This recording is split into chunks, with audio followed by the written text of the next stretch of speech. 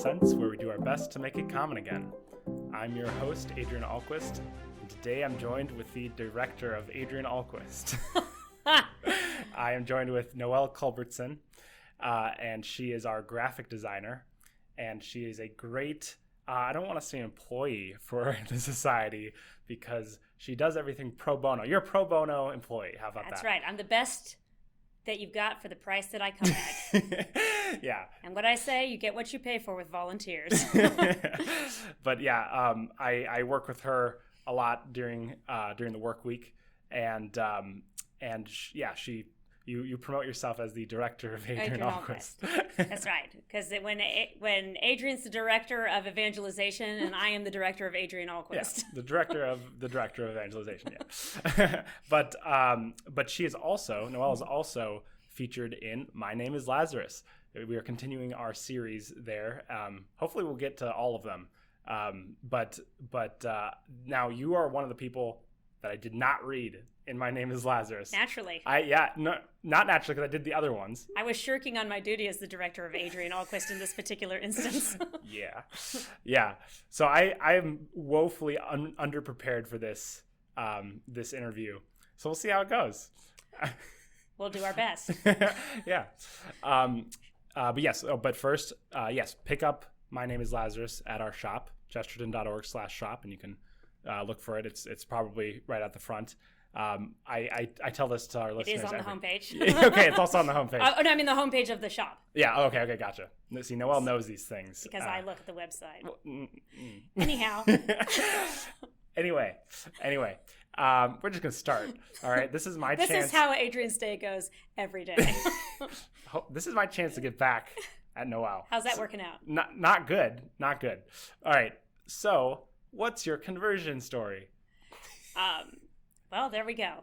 I guess I'll give you the summary version. So I was a Baptist, and I wouldn't have called myself that. Of course, we would have called myself a Christian, but because we didn't like labels. Like my dad, Dale was a Baptist, right? Exactly, Yeah. exactly. So I came from the Baptist church, and my husband and I have just been we had been doing a lot of reading and in the scriptures, of course, and there's a number of things that happened along the way, as we were coming into before we came. And when you look back, you can see that your road to conversion was a lot longer than you thought it was. But we had a number of things happen that kind of began to bring us there. We were hosting a Bible study at our home, and we were going through the book of Acts.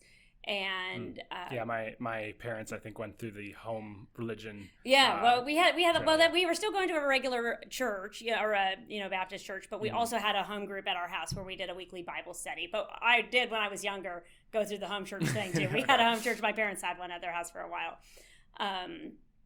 But we're going through the book of Acts, and of course, each week as you're studying the chapters, you're having to read different commentaries, so that you can figure out, what you have something to present and to understand the scriptures better. But then as you begin to read all these conflicting commentators, and then you're thinking, well, is there an authoritative scripture? And how do I, as a lay person who's just a person who's trying to know and to live and to serve God the best I can, how do I know that funny. This commentator or that commentator who's obviously spent a lot of time doing this, and then they contradict each other? Yeah. I've had a lot of conversations with certain Protestants who are very, very well educated and well informed in their Bible, but usually it's your interpretation that is right, or it's up to you to interpret it, right? Right. I mean, really, in the end, you have to be the bottom line person, because even if you're reading commentators, you have to decide which commentators you read. Yeah. And so then, in the end, you are your own pope. Right. Oh, you have to be. Mm-hmm. And but it seems like when you go to one of these, Bible studies, it seems like there is still some sort of understanding that there's a truth that you're trying to find, right? Exactly. It's not relative. Exactly. Yeah. I mean, we would have been very, believed that all the truth was able to be found in the scriptures alone. Yeah. And I think that's where you see the difference. What you don't realize is that the Catholic Church is based, on scripture and tradition, right? Mm-hmm. And so is every Protestant church. It's just that the Catholics know that they're based on both, right? Yeah. So they think they're just based on scripture, but they do have their own traditions. They're interpreting it through a lens most people just don't realize that. And these are not the people that are trying to be ignorant on that. You really do believe that that's what you're seeing. And so when these revelations hit you that no, there has to be some kind of interpretation, and is there a way that we can know?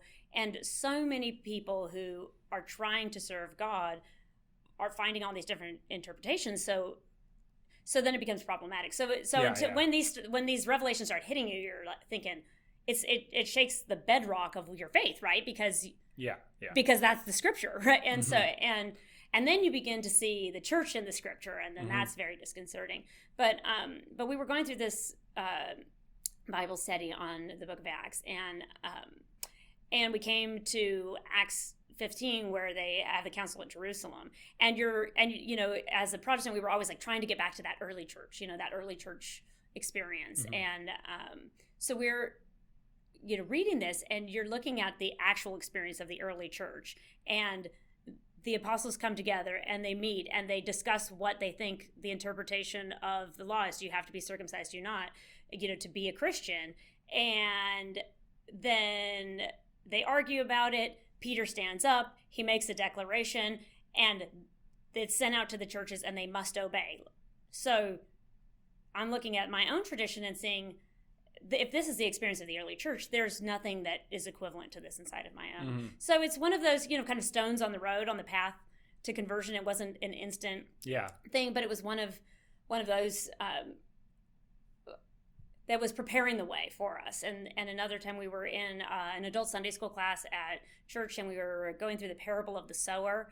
And, there's the seed that fell on the rocky ground, and there's the seed that fell on the good soil. Well, on the rocky ground, the seeds, comes up immediately, but when the heat hits, it dies, right? And then Jesus interprets it and says, well, that's the person who comes and has early faith, and then when persecution comes, they come and die. So my husband says, well, so we're in this adult Sunday school class at the Baptist church, and he says, well, so that sort of sounds like you could lose your salvation, because we're from a once saved, always saved background. And if you want to watch a room full of Baptists turn on you, that's a great thing to say, because immediately everyone turns and just goes crazy. And, it's like, well, that you're questioning. So again, it's the tradition, right? But so even if the scripture contradicts it, the tradition must be right. Yeah. But they don't realize that, of course. And we didn't realize it, of course. And we're like, wow, that's crazy. And I kind of think it can't be interpreted any other way, but do I really want to bet my eternal salvation on a hunch? So we're driving home from church, and I was like, wow, that was really crazy. I wasn't expecting that reaction. Way to turn off your religious to your religion if you turn on them. Well, and again, these are people I've known a long time, and they're trying to live their faith, right? So, but it was surprising, the reaction that we received when it was just simply asking, how else could this possibly be interpreted, and genuinely asking the question, but receiving a different kind of response than we were expecting. Which was an attack and not an explanation. So, I think even Catholics can benefit from this story, because even if you do have the correct interpretation, right. I want to say, if someone's questioning it, you should not attack them. You should guide them. All right. Right. And again, and not be intimidated by that, even if you don't know the answer at the time. Exactly. Because that's not, it's like you don't have faith in your answer then, right. If you attack. Yeah. Right. Yeah. And that was something interesting as we came in the church, like how much more confidence you had, because it didn't ride on me. Yeah, exactly. It didn't matter if I knew the answer, because the church knows the answer. Yeah, exactly. I didn't have to be the bottom line of the faith anymore. The faith didn't hinge on me entirely. And that's a great freedom, or it has been for us, is coming in. Yeah. So we had a number of things like that happen along the way. So there were just little things. My husband was on a deployment with the Navy, as we got closer to that, and he's again taking the scriptures with him and going, well, what happens when I don't know how to interpret this? So he picks up a study Bible by John MacArthur, who is like a notorious anti-Catholic, but he's a evangelical, and so he picks that up just so that he can have a way to learn and to understand the scriptures better. And so he goes on deployment with that. And during that deployment, I ended up on a field trip with my kids at a park, and I got partnered up with this other mom. And I had never met her before at the school, and we got to talking, and we're chatting about all of the things that you don't talk about in polite conversation, politics and religion, and Perfect. and we're having a great time, and so we sat afterwards and talked for another couple of hours, and talked about kids and raising families and the world today, and what do you do as a parent and as a Christian. And anyway, it was great, and I ran into her, she and her husband a week later at the hardware store, and she said, "Gosh, I think your dad goes to our church." And I said, my dad had become a Catholic when I was an adult. My dad had converted, which was caused a huge ruckus in our family. Yeah. And but I said, "Yeah, so you go to St. Cecilia's, that's nice." And she asked a great question, which I think is a wonderful question to ask people here. And she just said, "What do you think about your dad being Catholic?" She didn't say, it was just a question about and I said, I was thinking very much like a Protestant then. I said, "Well, it's good for him, people."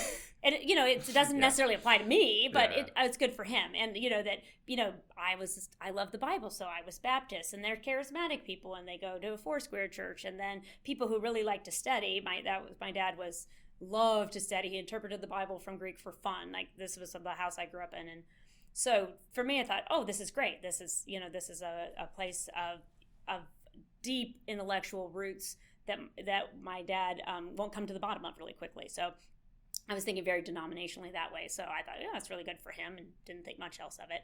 And then she said, "Well, that's interesting. What does your mom think about him being Catholic?" I was like, "Oh, not so much." It's been really not a very good experience for her. It caused a lot of tension in their marriage and our family. And so she said, "Oh, there's this book by this author, Scott Hahn, and his wife had a real hard time with his conversion. Maybe it would help your mom." So I said, "Oh, thanks, that's nice." And we went our separate ways in the hardware store. And I didn't even know there was such thing as Catholic books. I was so removed from the Catholic Church, I didn't know anything about it. And so I thought, well, I'm not going to just give this book to my mom because I'm not stupid. And so I went by the Catholic Church because I thought I'll read it first. So I stopped by the church to ask them where you buy Catholic books. And the doors were long, so I thought, But then I saw some people walking around the back of the building doing something. So I walk around the back of the building, and I asked the lady, and she was moving to another place. She had been a staff member who was moving to another state, and she was cleaning out her office. And she said, "Oh, I don't have that book by Scott Hahn, but I have this conversion story by him on a CD. Would you like that?" And I said, "Sure." Yeah. So she gives me the CD, and she's like, "Well, do you want any other CDs?" And I was like, "Sure. I love listening to religious talks. I was always studying things." And so she gives me like 30 Catholic CDs, and we're just getting ready to go on a road trip. My husband had just come home from perfect. Like a 7-month deployment. Great. So we always took camping trips to like reconnect after these long deployments. And so I was like, perfect. So we go on our first leg. The kids fall asleep in the back, and we pop in that first CD.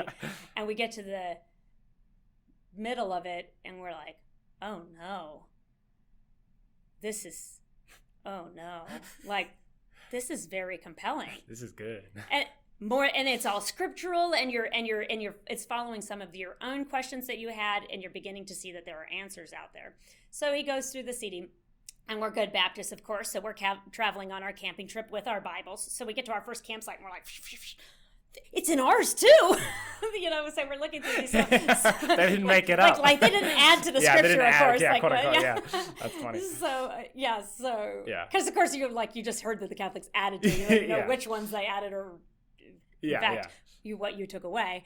But anyhow, so we begin this process where we start flipping through and going, wow, the Catholic Church is in the scriptures again and again and again. And of course, we're Baptists, so that's our entry point, right? Mm-hmm. So by the end of that road trip, we'd listened to 30 hours of Catholic teaching on everything from marriage to the Eucharist to the church and scriptures to conversion stories. I mean, it was just a whole gamut of different Catholic things. And so we get home and we think we have to look into this more seriously. So we begin to start reading all of these Catholic materials, and we're collecting them. And this whole time, I haven't told either of my parents, my dad or my mom. I didn't ask my dad because if I told my dad, then my mom would think my dad made me Catholic. Yeah. And then I didn't tell my mom because she would lose her mind. So I was like, we're just going to see where this leads before we start a big fight in our family. And so we begin studying the church, really diligently. And the further on we go, the more we're feeling compelled that I don't want to convert. I love where we are. I love our community. I love our church. I've had a great faith experience my whole life. But if this is true, then it doesn't matter. It doesn't matter what I want. I have to follow Christ. If Christ is there, if Christ founded a church and that church exists today, I have to be that, whether I like it or not, because that's true. Either Nice, that or yeah. I'm not following the truth. Yeah. Wow. I was noticing that because this is since your My Name is Lazarus, that means that your conversion story was somewhat influenced, at least in some way, by G.K. It was, Chesterton. and he came in very quickly after this. I know. Yeah, I was gonna, but I think for most of the other people in the story, Chesterton would have already been in there somewhere. Right. But you're kind of unique in that. And that he came in. Yeah, so we decided, gosh, I think we're going to have to become Catholic. We should go to Mass. We're Baptists, so we're backwards. We read the scriptures first, and then we're like, I guess we go to Mass. And Catholics, of course, are like sacramental, right? So you're like, go to Mass, and then you're like, read the Bible. Yeah. So we decided to go to our first Mass, and we go to our first Mass, and my husband and I are praying before we leave, and we're just like, God, just show us if this is what we need to do, please show us. So we go to our first Mass, and the responsorial psalm is like, if today you hear his voice, harden not your heart. And you're like, oh, that's too bad for you. And then the priest gives this homily, and he's talking about Cortez coming to the Americas, and that, they came ashore and they encountered hardship after hardship, and the men were like, we want to go back. And he burned the ships, and they had to go forward. And I leaned over to my husband. I'm like, I think our ships are on fire. and then came the Eucharist, right, that we've been studying this whole time. And we watch people begin to come up and receive our Lord. And I look over. My husband's, in the service. He's a military guy. And I look over, and he is weeping. Oh, wow. And I'm like, are you okay? and he said, I'm just watching the room fill up with Christ. And we never went back. Wow. That was our first Mass. The following week, I told my parents, and my mom reacted worse than I had expected. We were very close, and it was like a betrayal to her.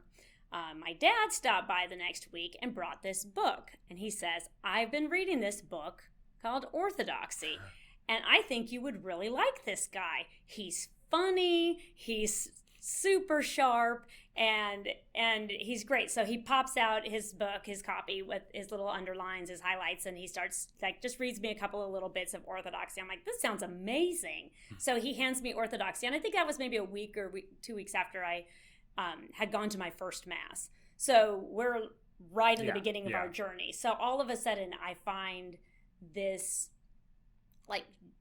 jovial, witty, brilliant, funny Catholic who becomes my guide into the church, that this is the actual real experience of a Catholic, a joyful Catholic who is intelligent but cool, yeah, but fun, and I'm intelligent and fun. Well, I don't know about the intelligent part, but fun certainly. I should mention that the work you do for us, the amazing graphics that you do are amazing. I mean, I don't think I mentioned, but Noel does all of the quotes with the pictures every day on Instagram and on all our social media platforms. That's Noel. I didn't say that, which was dumb of me. As the director of Adrian Allquist, I apologize. But no, but yeah, if you're on social media, and if you're not, I really suggest that you follow us at the very least, because every day Noel takes a Chesterton quote and puts it to a graphic, a nice picture of Chesterton or something in the background, and then puts it on social media every single day, right? I do. Yeah. And it's awesome. Yeah. It allows more people to follow us and discover Chesterton. Yeah. And it's great. So as I kind of came to Chesterton, so I started reading. I read Orthodoxy, was that first book I read, and it blew my mind, which is the thing that so many converts say that. It lights up your world. I wonder what percentage of the My Name is Lazarus converts start with Orthodoxy. I imagine. I wonder if we can go through and figure out how it's a lot. Yeah. I read My Name is Lazarus all the way through, and that's okay. Adrian, and I'll get there. And so so it blew my mind. So then it began like, I have to get a hold of everything that I can find of Chesterton. So the next one was Everlasting Man. And then it was Tremendous Trifles, which I love. And then it was, collection of essays. And then it was, The Complete Thinker. And I didn't read any of your dad's books until much later on. Okay. Because I was all about like to the sources. Yeah, okay. That makes sense. Yeah. And so anyway, I start reading Chesterton, and so now I need to start buying Chesterton books, which is how I got connected with the Society. So I start purchasing books from the Society, and that's nice of you, and not from other sources. No, this is back before. Yes. Yeah, I don't think before large conglomerates had taken over the interweb. That which shall not be named. Yeah, exactly.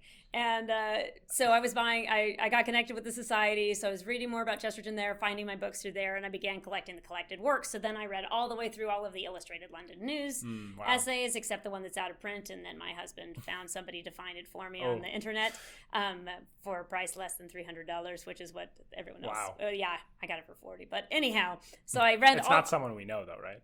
That you got it from? No. Okay. No. It was literally wow. Okay. A friend of mine found it on eBay for me. Wow. But so I read all the way through all of the books that I could find. Plus, I read all of the Illustrated London News essays, and so I'm just like taking in Chesterton more and more and more and more. So, which is of course is bringing me back to the Society because they have books that you can't find other places. They have essays and articles and all kinds of information. So I really start connecting with the Society more, and my husband's reading these books, and I said, do you know that this Chesterton Society has a conference? So we're like, awesome. We signed up for the conference. So we came into the church at the Easter Vigil in 2011, and in January or something of 2012, I see that they have a conference. So we sign up and register for the conference. By the way, if you're a member of the Society, you get a discount on. That's true, you do. Yeah. So I became a member first, so I could get a discount on good. the conference. Well, I actually became a member so I could get a discount on the books first. Yeah. Because I was buying them in droves. Mm-hmm. And nice. so we signed up for the conference, and we were super excited about coming. And then both of my parents got sick, terminally sick. Mm-hmm. And so they moved in with us, and we were taking care of them. And we were like, well, obviously we're not going to be able to go to the conference because life matters more.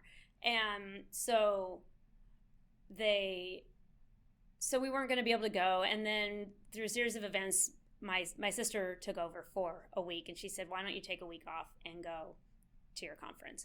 And so we drove out to Reno, and that is where I met Dale Ahlquist for the first time. I'd seen some of his EWTN online. I think I'd watched him on YouTube or something. And I had watched a number of his shows. And so we came to Reno, and I said, hi, it's nice to meet you. And I said, gosh, you look a lot older than you do on TV.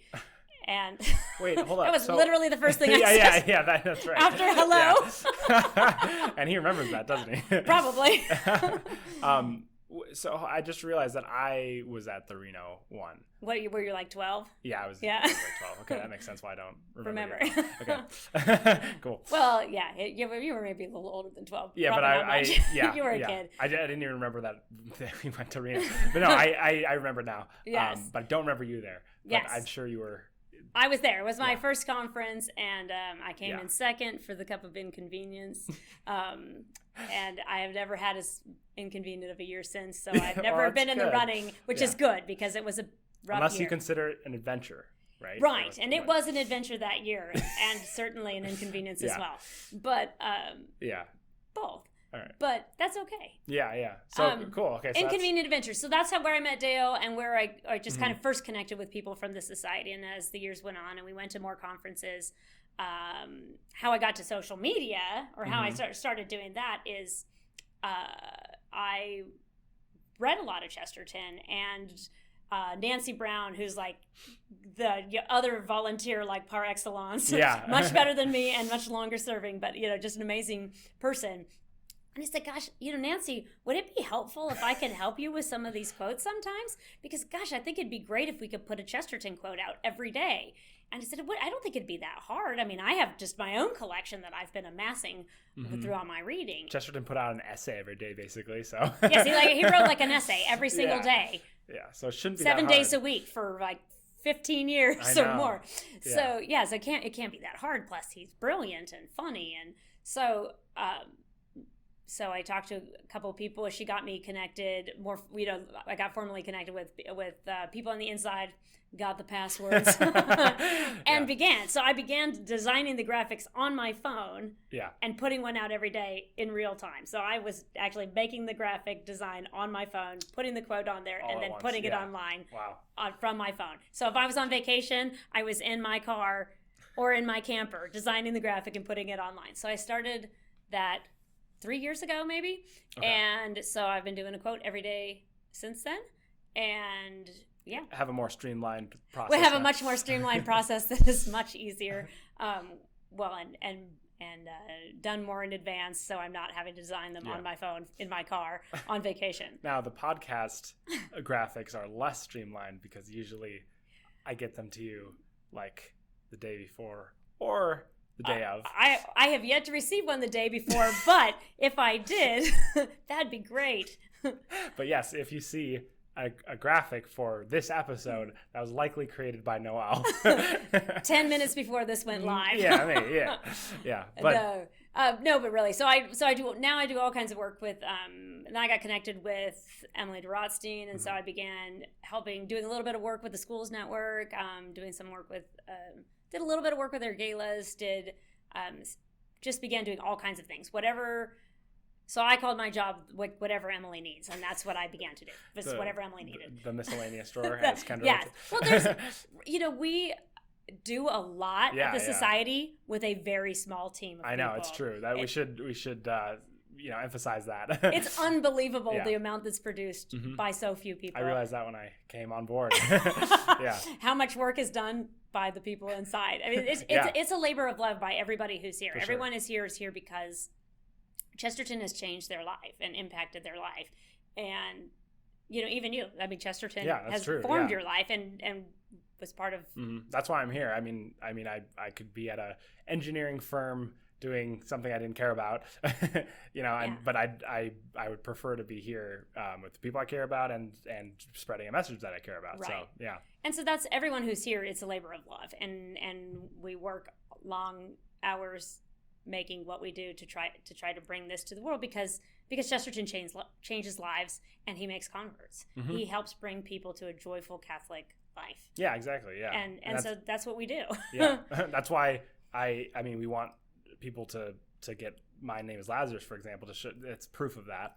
Right. But also the other Chesterton books. You talked about a kit that you give. Yeah. I just thought of something, but explain the. So the at my house, among my many Chesterton things, I have what I call my Chesterton evangelization kit. Which is really just extra copies of books that I really love of Chesterton's that I keep on my shelf so that I can give them away at a moment's notice. And someone says something like, "Who's this guy Chesterton you talk about?" Or my neighbor said, "I'm looking to learn about a new author." And I said, "Oh, give me just a minute." Yeah. And I run downstairs to my library and grab one of my copies and give it to him. So I have probably 5 different books. Yeah, but you said you tailor the kit. I tailor it to what the conversation has led to. So depending on the person and the kind, how much reading they do. Are they looking for just an introduction to learn about it? Are they a quote reader? Are they a deep reader? Are they, where are they at and what are they looking for? And so just based on the conversation, I kind of pick out something that I think that they would like. Yeah. So I have Orthodoxy, I have Tremendous Trifles, I have a couple of your dad's books, I have Lepanto, and so I have all of those on hand all the time, and In Defense of Sanity, because it's a great collection of essays. And I think Chesterton's a master essayist. Yeah, for sure. He just really shines to me. That's one of my favorite genres that he writes in is the essays. And so I keep all of those on hand and then dole them out. Yeah. My idea was that you could email us. I think you can email podcast@chesterton.org. But you need to tell your story because we can't give you a kit unless we can tailor it. We know your story. Tell us a little bit about yourself, and we'll find a book that we think you'll love. Yeah. So that was my idea. We can hear your story. It's like a tailored Chesterton reading list. Yes, exactly. Personalized. Yeah. No, that's a good idea. But that's something I do at home, and we have little Chesterton shirts that we walk around in, and we share. That way we can share the joy of Chesterton with the grocery store clerk. And we have a Airstream, and we have Chesterton quotes on the front and on the back of the Airstream. And so when people pass by, and we were just in Arches a few weeks ago, in Arches National Park, and we had it parked in one of the parking lots where we were waiting for our campsite to open up, and we can hear people reading them as they go by, and we've got the door open, we're sitting inside, and this guy pops his head in and says, "Gosh, you guys must really like this Chesterton guy." And we said, "Well, gosh, we do." And so we started talking to this man in Arches National Park about Chesterton. Oh, that's just funny. a random guy walking by. But we had another lady. We have one of the quotes we have on our trailer is, "The world will never starve for want of wonders, but only for want of wonder." And we were parked at a gas station refilling in California a few years ago. And this lady came by and she said, "I am taking a road trip with my son right now." And she said, because all he does is look down at his screen all day long. And she's like, I've been so discouraged. And she goes, and I read your quote. And I said, I realized like that's what he needs to do. He just needs to look up and begin to wonder. And she said, thank you so much for having that on there. And awesome. So it's amazing, like these little things that yeah. I mean, these if little you have a touch story points. like that to our listeners, I think you should also email us because I mean, Noel does a lot of work and it's great to hear these stories like that. Right, and to share them with people, because I met a guy who came to know Chesterton through an Iron Maiden song where they quote "of God of Earth and Altar" in one of their songs, and it became his touch point to learn about Chesterton and to come into the faith through heavy metal, which is crazy. Yeah, but that's awesome. But it's awesome because it's there, and God is in every corner of every place. He's everywhere, and so he is always waiting there like the hound of heaven, calling us back, and running after us, and so that's awesome. What else you got, Adrian? I don't know if I have anything else. I mean, do you have any story? I mean, here's another thing. You were on the journey home, right? I was. And you told your conversion story there. I did.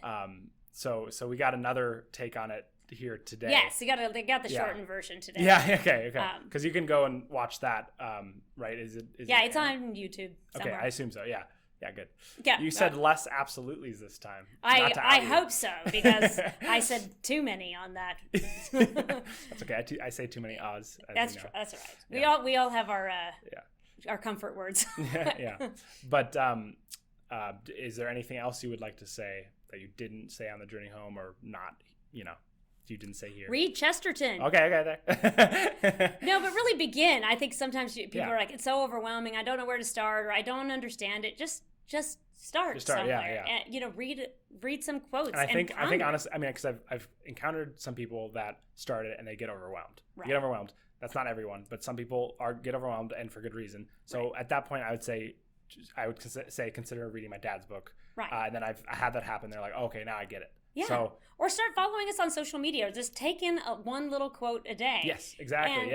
And if you read that and you think, I have no idea what this means, message us. Yeah, exactly. We're glad to explain it. But that's true. We do answer questions on social media, and if you email us, if you're looking for a citation for a quote, all of our quotes are always cited what we put on social media, so you can always look up the essay or the book that they're from. But sometimes people run across something that they heard somewhere and say, is this a real Chesterton quote? And we can say, yes, it's from this source, or we can say, it's not. Yeah. It's not Chesterton. that never happens, right? It only happens 15 times a day. But because there's a few that circulate around. But I think, just begin, whether it's just a quote and you're just trying to live the faith in a deeper, in a more joyful way, because there's a lot of anxiety and tension and frustration in the world and in the church, but God calls us to joy, and we even joy in our suffering, and Chesterton is such a beautiful example of that, and he is the answer. He's a saint. He says the saint is the antidote, and that every generation is converted by the saint that contradicts it most, and that's Chesterton, and so if you're looking for a saint to walk you through these troubled times, Chesterton's your guy. Read Chesterton, yeah. Nice. Well, read Chesterton. That's the bottom line. If you get anything from this. Yeah. Well, we cannot thank you enough, Noel, for all the work that you do for us and for you our personally. Mission, and for me. And thank you for being on the podcast. Yes, so everyone, I was just getting My Name is Lazarus and other Chesterton books, but also you can also become a member and get the discounts on the books. But also it really does help us carry out this mission to promote his work and to evangelize. So absolutely. Yeah, exactly. Absolutely. That was appropriate time. That's right. Yeah. So thank you, Noel, for being on the podcast. Thank you, Adrian. Yes, and thank you, everyone. And until next time, help us to make uncommon sense more common.